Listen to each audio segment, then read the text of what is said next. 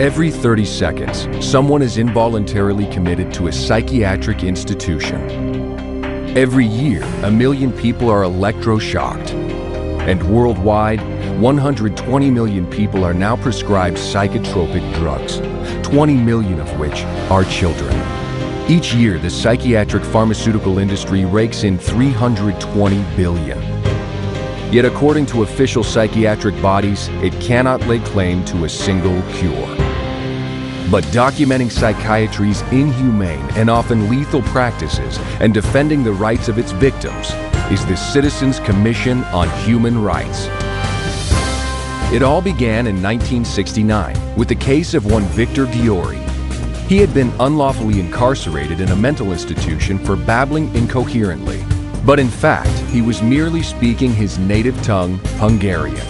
Securing Giori's release was the first of thousands of cases championed by CCHR.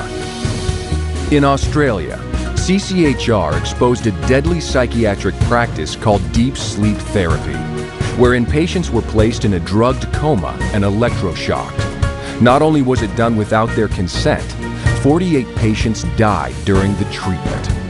CCHR fought on behalf of victims until the hospital was shut down and many were compensated and deep sleep banned. Then, in South Africa, CCHR uncovered the existence of psychiatric camps where tens of thousands of Africans were brutalized and used as slave labor. Subsequently, the World Health Organization and post-apartheid government investigations condemned psychiatry's racism and abuse. In Italy, CCHR worked in tandem with legislators and the media to conduct raids on psychiatric hospitals, laying bare their barbaric conditions. CCHR got them shut down and furthered the cause for humane treatment of patients.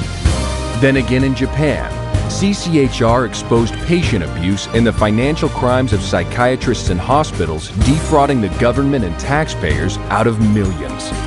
The guilty were convicted and patient protections implemented. While in the United States, CCHR uncovered $1 billion fraud in the nation's largest chain of for-profit mental health facilities. Dozens of prosecutions ensued, with millions of dollars in fines imposed, and the entire chain of corrupt hospitals was closed. CCHR not only exposes and ensures thousands of abusive psychiatric facilities are shut down, but also that patient rights are restored. While for the thousands of psychiatrists who have committed crimes, CCHR has ensured that they have been prosecuted, fined, or had their licenses revoked. To bring an end to psychiatric human rights abuse once and for all, CCHR works with lawmakers, like-minded groups, doctors, and others to bring about protections for patients and to clean up the field of mental health. Such as in Europe, where the European Medicines Agencies slapped antidepressants with suicide warning labels for children and youths. South Africa, where their government has warned elderly citizens considering taking antipsychotics about the risk of stroke and heart attack. And the United States and Mexico, where thanks to CCHR's efforts in promoting the Child Medication Safety Act, parents can no longer be coerced to give their children psychotropic drugs as a requirement for them to stay in school. All told, it's better than 150 laws and more than twice that many official drug warnings, forever safeguarding the public from the dangers of the psychiatric industry.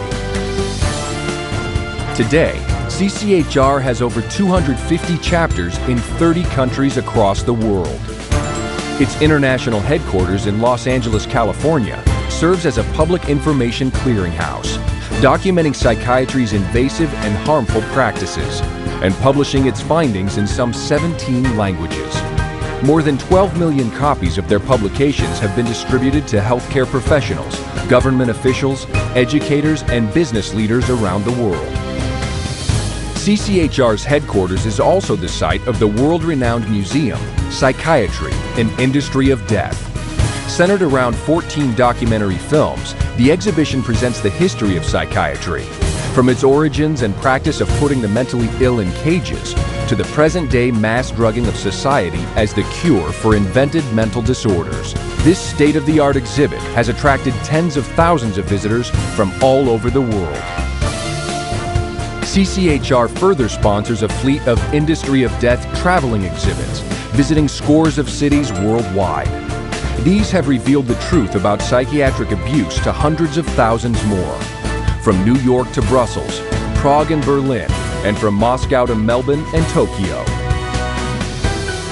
While to reach still more with the truth, CCHR has produced a series of award-winning documentaries exposing the abuse and deceit behind psychiatry's pseudo-scientific facade. CCHR also provides an educator's kit that includes a guide with which to hold seminars based around the documentary Marketing of Madness. It also contains sets of the Psychotropic Drug Series booklets, The Facts About the Effects, which outline common side effects of psychotropic drugs, as well as available treatment alternatives. All told, CCHR documentaries and public service announcements have appeared in print, on the airwaves, and across the internet, informing millions with the facts about psychiatry and psychotropic drugs. Wherever human rights are abused by mental health treatment, CCHR is there, blowing the whistle on psychiatric crime, establishing protections for those in distress, and educating the public on the truth behind and alternatives to the unworkable and dangerous practices of psychiatry. Thousands from every faith and walk of life have joined CCHR to defend human rights against psychiatric abuse.